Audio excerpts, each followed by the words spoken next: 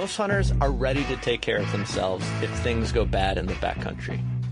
We pack survival kits, we've got communication devices, and we've got the knowledge that we are very, very far from help. But are you ready to take care of someone else? Are you prepared to be an unofficial first responder when you find someone in the wilderness who needs your help?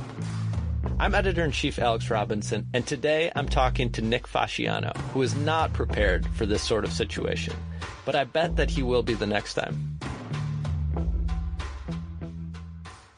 So I'm really interested in the story that you wrote for us, but before we get into it, let's kind of start here. You're a relatively new hunter yourself, right? So can you talk a little bit about when and how you got into hunting?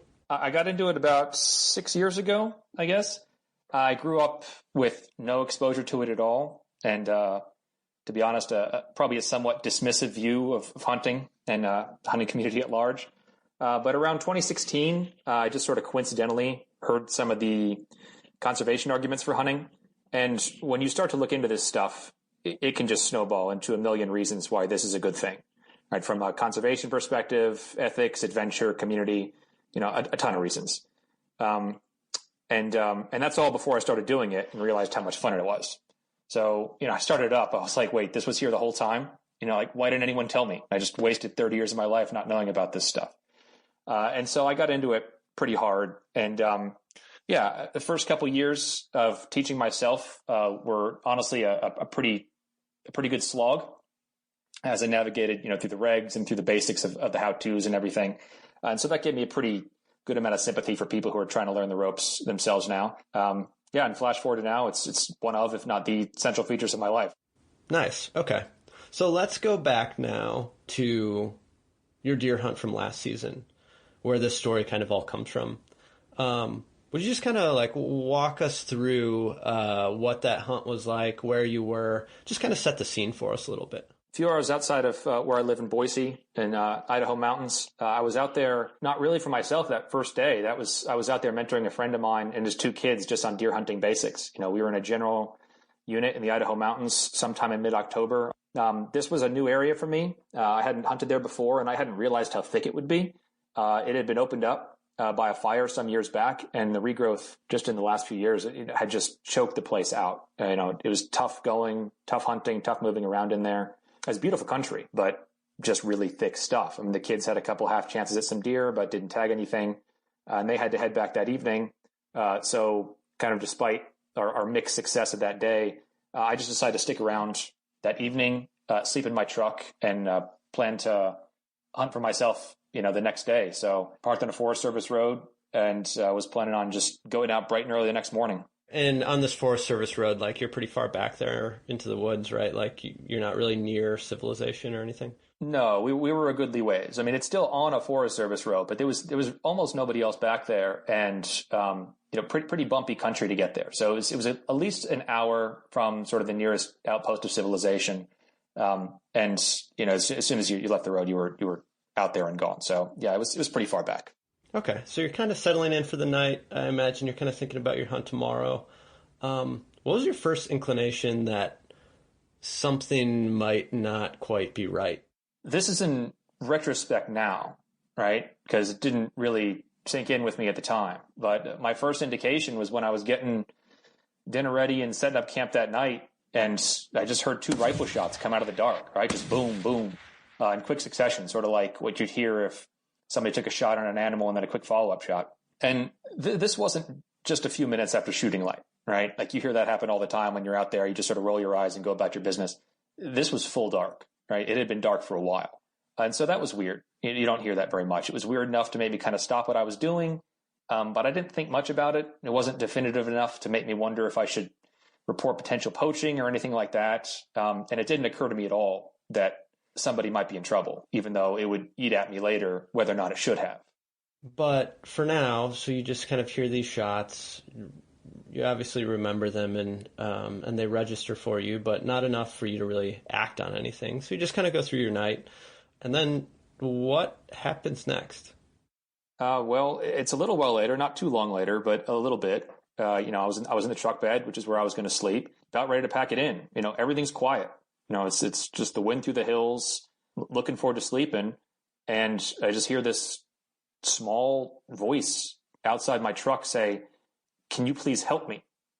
And, just really quiet. And so I sort of fumble my way outside, and standing there next to me is kind of this young teenage kid, kind of appeared out of nowhere. He just had a rifle with him, but otherwise nothing. And it was bizarre. What is like the kind of first image that you have of this kid? Like how much description can you have? Like kind of what did he look like? What was his demeanor? The first thing that registered was how out of place it was. I mean, this kid is early to mid-teens, but with nothing on him. He had a rifle and a buck knife, but was otherwise dressed like he was going to the mall, right? And like an old red Navy style shirt, long sleeve shirt, but thin, nothing appropriate for that weather. Sneakers, no pack, no jacket, nothing. And at this point, it was probably in the 20s outside. And, you look at him for a second and you could tell he's like, white knuckling on his rifle sling. But he just sort of appeared out of the dark, out of nowhere. And to be honest, I wasn't sure what to think of it initially. I thought it was kind of a joke that somebody was trying to play on me. I didn't realize what was happening for a couple of seconds. Like what would that joke be? Like your buddies get together and they're like, "Hey, let's hire a teenage kid. We know Nick's going to be out there camping." Listen, I know. So it was stupid, right? Like it was enough. There was enough incongruity where I was like, my brain just broke, misfired. Yeah. Right. What I thought might have happened was that somebody at one of the other camps had just seen me over there and then told this kid's like, "Hey, there's this guy going camping by himself. Go mess with him," right? While he's getting himself together. So that was my first impression, but it only did last for a moment. I think the reason I remember that is because it just speaks to where my brain was at the time and just not even processing the possibility that there could be a real issue here. But I took one serious look at the kid and it's like, okay, this is not a joke. No, he looks scared to death. He's shivering. Something's actually wrong here. Yeah. So then after you kind of come to that realization, then what do you do? The only other camp I'd seen out there was somewhat nearby me, but they had a fire, which I didn't. And so, my first thought was, hell, we need to get this kid warmed up. Basically, I just took him by the shoulder and led him over there and over to the fire and just made an announcement to this group of strangers. Like, hey guys, this kid's lost and we need to get him warmed up. So we're going to use your campfire kind of while we get him sorted out. And, to that group's credit, they took one look at the kid and were like, of course, right? So we got him next to the fire, got him a sweatshirt. One of the other hunters who was there grabbed a baked potato out of the fire. That was supposed to be his dinner, but he just loaded it up and handed it right over to the kid. So that was sort of, the immediate plan of action. There happened to be a fire close by. If there hadn't been, sure, I would have wrapped him in a Carhartt coat and turned the heater on in my truck. But that was there. So that's where I took him, help him stop shivering was priority one there. Gotcha. Okay. So yeah, that all makes sense. And now you've kind of got him out of any sort of danger, really.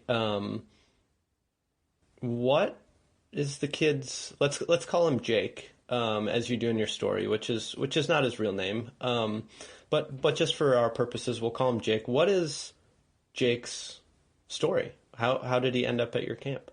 After we got him warmed up, we asked him what happened and we sort of coaxed it out of him gradually because we didn't really want to pressure him too much. Again, he's safe. We know that, but he's still a kid surrounded by strangers, right? So we tried to, ask delicately, but eventually he opened up a little bit about it, and he'd been somewhere down the mountain deer hunting with his dad, in that same thick shrub infested country that I'd been hunting earlier. Yeah, he saw some does, chased after them, leaving behind his pack and everything else that he was, the only thing he took with him was what he was wearing at the time, and ultimately what he was wearing when I saw him. Which is, kind of the easiest thing in the world to imagine, right? Tons of people do this. No matter how many times you have to relearn this lesson, you think to yourself, okay, the deer are just over there. I don't need to bring my pack for this one. And then it's just a little further and a little further and a little further. You get caught up in the chase, and that's what happened to him.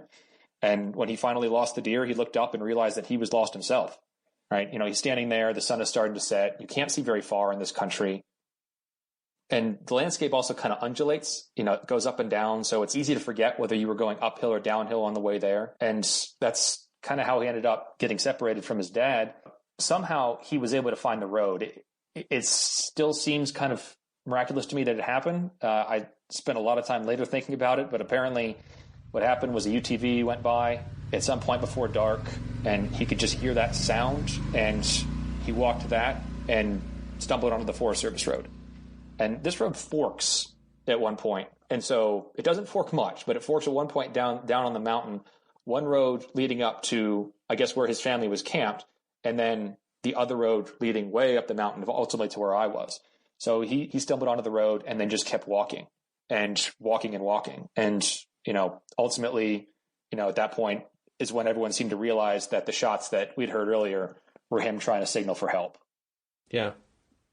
Yeah. I mean, I've been turned around in the woods a couple times before. And there is something different about getting confused or getting a little lost in woods and terrain that is really hard to move through. Yeah. It feels more dire when, to just go 100 yards is really challenging. And I think that people often kind of succumb to that feeling of like, oh man, well, I got to keep going. Or I know that I'm moving slow, so I got to move faster.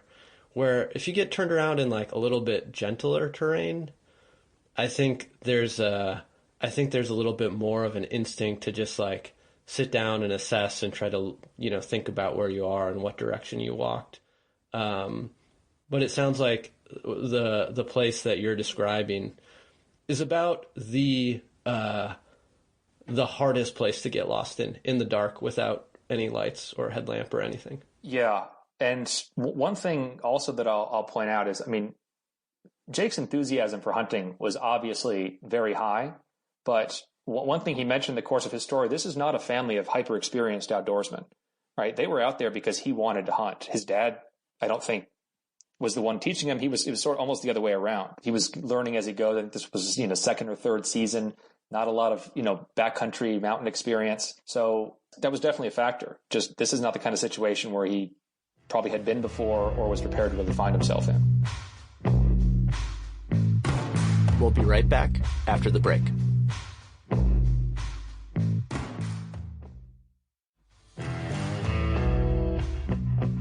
So what do you do from here? Are you calling authorities? How do you end up returning Jake to his dad? Yeah, well, we didn't call the authorities, and I realized later that was a mistake in some way. But, we figured at the time, our mindset was, crisis averted. Yeah. Kid's safe. Yeah. We've got him. No need to cause a stir, right? I was the only one in the group anyway who had any kind of communication device. I had a Garmin InReach.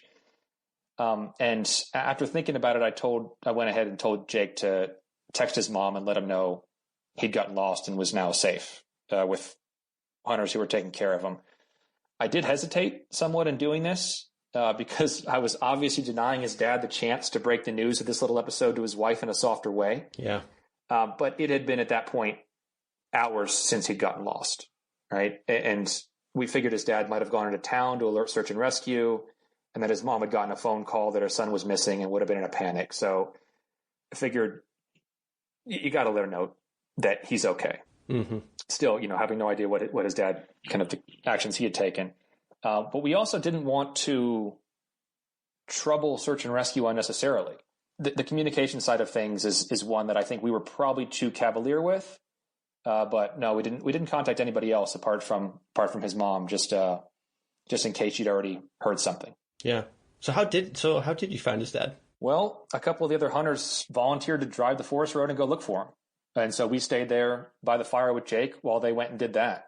Again, we figured maybe he would have gone into town to alert the sheriff, or he'd be driving the roads himself.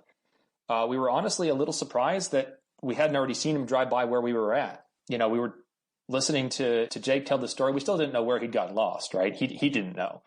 But we were starting to do the math in our head, being like, okay, he's been lost for hours. He got lost before dark. It's now hours past dark. Where the hell did he come from? How far did he walk? Right? So we weren't really sure where his dad was. And so Yeah, a couple of the hunters said, we'll go look for him. And that truck didn't come back for an hour and a half. 2 guys left, 3 came back. We all expected kind of a big emotional reunion, with the dad running out and grabbing his son and all that, but none of that happened. His dad kind of walked up, didn't look at any of us, just put his arm around the kid and said something like, I guess we better get going, and walked him back to the truck. We all kind of looked around at each other and were like, that's kind of an odd reaction, but you got to realize this guy must have just gone through an emotional maelstrom, right? Like from our perspective, the crisis was kind of over before it started. Jake shows up, he's fine. We feed him, get him warm. All's right with the world. But I'm sure his dad was still in rough shape. He'd been dealing with this for hours. I'm sure he was still shaken. I'm sure relieved, but also, embarrassed. Who knows what, right? Yeah. And, the guys who picked him up ended up having to drive him back as well because they had found him something like 8 miles down the mountain. That's what they told me, and that's how far Jake had walked in the dark by himself. Wow. There are a couple incredible things there. One, that he made it that far in that kind of country, in the dark, without a light, without getting hurt. And 2, that he was able to get to your camp, and find you for help. What do you think would have happened if he had missed the road or, just had a slightly wrong angle and had missed your camp and, and it was just out in the woods? If he hadn't found the road in the first place, I don't know. If he had walked past us, there was nothing out there. The roads would have continued, but they snake out into this wide network of just, endless Forest Service roads that all lead to nothing. You can do a big loop, but it's a really, really long way. I got there that day. The other camp had gotten there that day or the day before. Right. So there's a very real universe in which nobody's there when he walks through. Yeah. Again, it was freezing cold that night. It was a bad situation, but luck was kind of on his side. Yeah. You've obviously done a lot of thinking about this since it happened. So who have you talked to about it, and what have you kind of learned since this is all shaken out? Yeah, well, I had a hard time letting this one go. It was hard to stop thinking about. It's like we just talked about. Just too many things could have gone the other way, right? I was agonizing for a while over whether or not I should have reacted to those first 2 shots. Just the total lack of mindset on my part that somebody out there could be needing help. I was totally focused on just getting to bed, waking up early and going hunting. Right. Yeah. But then also just, I spent the day mentoring a couple of kids, right? What advice I could give them was up there on my mind. Should he have walked that far? Or should he have stuck around? What should he have done if he didn't find the road? What should his dad have done? Should he have gone to town? Should we have sent that message to his mom? Kind of, in the end, nobody got hurt. So everything ended up okay. But it's tough to avoid playing around with all those little what ifs. So I got in touch with a guy named Scotty Perkins, who's an officer with Idaho Mountain Search and Rescue. I just cold emailed him, right? I wanted to get some thoughts from an expert point of view, really some judgment on how he handled the situation, and also some advice. You get to feeling like you're a knowledgeable enough outdoors guy. But when something like this happens, you realize, hey, I don't really know what the protocol is here. So it was important to me to get some advice from an expert. So I got him on the phone, told him the story. He comes right out of the gate talking about the importance of communications. His initial piece of advice, it permeated the rest of our conversation. And especially in a case like this, because, and I didn't even think about this, but there's a minor involved, right? You encounter a kid in a situation like that who's not your kid, and taking responsibility for a child in that situation comes with its own can of worms. And so the protocol really is, give him a jacket, get him warmed up, make sure he's out of immediate danger, and then get in touch with the sheriff for instructions. And is really what you want to be doing there. There are a couple ways to do this. You can use a device like an inReach to relay a message to someone who then calls the sheriff on your behalf, your spouse or hunting buddy or something like that. But Scotty also recommends having a ham radio in your truck. Even in the backcountry, you can usually get in touch with someone directly on these. They're a little different than inReaches. You have to get a license to operate them, and they're regulated by the FCC, but they aren't terribly hard to get. And that was his initial piece of advice. And to be honest, I kind of groaned inwardly a little bit when he said this stuff, because, like a lot of folks, I'm not in love with the technological creep involved in outdoor activities. I like being out there on my own. But this situation, and Scotty reinforces to me, was, a lot of times, or in some cases, it might not be your life on the line, right? It could be somebody else that would value you having this sort of thing. And it seems silly not to have it just out of stubbornness. You can always choose not to use it, right? You can have sort of, right, break glass in case of emergency type of deal, and just take it out when you really need it. And so I got what he was saying, and it didn't even occur to me to have a radio, but the idea just of being able to get in touch with the sheriff right away, and get advice. I mean, for me or for Jake's dad, for example, that could be huge in a situation like that. The other thing that he mentioned that I was sort of, in terms of my hesitation to contact anybody, was that nobody should hesitate to contact the sheriff or search and rescue in a situation like this, right? That's what they're there for. This is when I sort of realized that my initial impulse to reassure Jake's mom was kind of the wrong one, right? Because it didn't occur to me that his dad was still out there, right? Probably in a very heightened emotional state, could have very easily dashed off into the woods and got lost himself while looking for his son, right? So it's not my place, not knowing the details, to sort of call the all clear here, right? So it does make sense. Just, get in touch with the sheriff. Don't worry about causing a fuss, and make sure that you can get help and advice from a broader team. Yeah, definitely. I mean, I think what's interesting to me about the story, just kind of outsider looking in, is we think so much about taking care of ourselves, our own personal navigation. Most of us going in the backcountry, we bring little first aid kits and do a lot of scouting and kind of prepare for our own, to take care of ourselves. I think most hunters don't prepare from a gear perspective, or even just the mental aspect of it, to take care of someone else who is either injured or lost, and basically be, not necessarily official search and rescue, but kind of put in the position of first responder to someone who's in trouble. And I think, especially from your angle, kind of coming in relatively new to hunting and then mentoring a bunch of new hunters, that's not exactly covered in hunter safety either, of hey, here's how you help and find lost hunters and what to do when that happens, especially when they're kids. Yeah. And I mean, it seems obvious in retrospect, right? Because, in these places that we like to go play around in, there's nobody else out there. If somebody needs help and they run into you, there's not a crack team of experts just, 5 minutes away. You're, again, going back to those first two shots, one of the reasons that was eating at me was for that exact reason. I just wasn't thinking about it, right? Someone else needing help didn't even occur to me. Maybe these guys are poaching occurred to me. The idea that it's someone trying to signal who's got a real problem, didn't, even though I did ask Scotty about that. And he did say, there's no real reason to beat yourself up about it. But rifles are just not a good signaling mechanism in the woods during deer season. Too many reasons for them to go off. He recommends something like an emergency, like a wilderness whistle type of thing, or safety whistle. They don't have a ball in them because the balls tend to freeze up. The other benefit of them is you don't run out of ammo with those, and you can blow them at regular intervals. And maybe that's a better signaling mechanism, and maybe that would have gotten my attention, but it certainly wouldn't now, right? Because now I'll have the mindset of, you hear something like this, it might be somebody in trouble. It's that's a real possibility out there. And, again, there's not any other backup. So it's definitely a mindset shift in terms of how to navigate these sorts of things.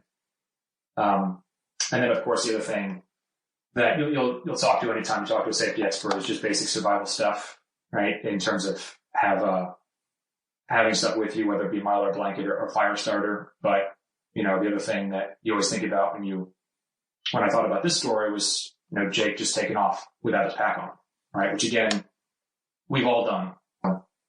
reinforces some of that stuff in general, but also really just makes you think about things differently when you're out there. I mean, you could be a lifeline for somebody. And it's just not something we think about much. Yeah. Well, I hope people hear this story and think about that a little bit. I know that I definitely will be the next time I'm going in the backcountry. And yeah, I just appreciate the story. And I'm sure that Jake's mom and dad are very glad that it all worked out the way that it did. I hope so. I hope he gets to keep hunting. I know he was worried about that. He was worried that his mom was going to be like, all right, that's enough after this. And so, my sincere hopes that he gets to be out there, because anybody who's got that much interest in it and is that gung-ho, keep your path on, be safe. But I hope he gets to keep doing it.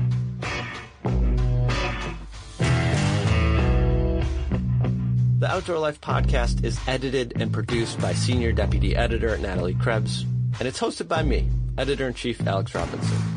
Music for this episode is by Harrison Black, Zep Jamison, and Emerson Lee via APM Music.